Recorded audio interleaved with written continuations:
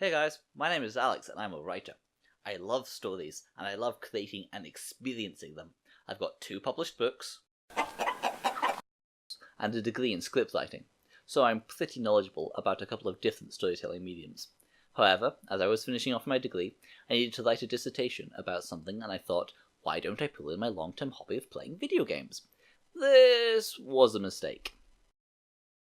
The first thing I discovered is that there's not really a lot of easily accessible information about storytelling in video games.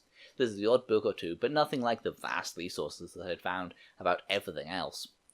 But the main stumbling block that I kept tripping over was, what is a video game? That might sound like a stupid question. Everyone knows what a video game is. It's like Halo or StarCraft or that sort of thing. And that really is the problem. We can recognize a video game if we're looking at it. But what are they really? What defines them? Take Civilization V by Firaxis Games, for example. Civ 5 is a massive game where you control the expansion and development of historical empires with no real characters apart from the immortal historical figures that run each faction.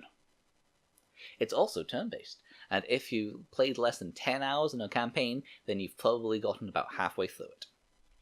Now compare it to Oxenfree. Developed by Night School Studios, it is a slow, thoughtful, narratively driven game about a girl who is coming to terms with the death of her brother and also trying to survive a night on an island infested with ghosts. Gameplay-wise, you mostly walk around and decide what to say. A playthrough of this game could take a couple of hours, tops. It's hard to imagine 2 things that are more different from each other, but they are both video games. So, apart from being played on computers, what connects them?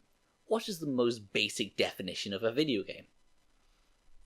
Funnily enough, the answer to that can be found through a bunch of academics trying to work it out and getting into a big old argument. Academics like categorizing things. It's what they do. And so, after video games proved that they were the next big thing and here to stay, a bunch of them got together and tried to work out what they were and where they came from. Eventually, it got broken down into 2 camps. The Ludo camp and the narrative camp. Ludo comes from the Latin word ludus and means game. The people in this camp were of the opinion that video games came from games. They compared it to things like Dungeons & Dragons, pen and paper RPGs, and board games.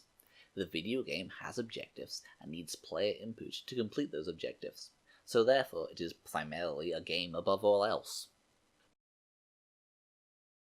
The narrative camp disagreed. They felt that video games were the new way to tell a story.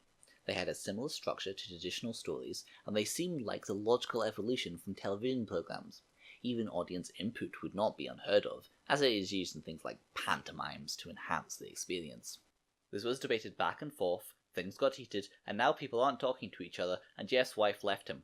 It was a mess, and it couldn't be resolved, so the argument continues in some very bitter circles to this day, and it won't ever be finished, because they are both correct. Games are something new, something that combines both options. They are a ludo-narrative medium.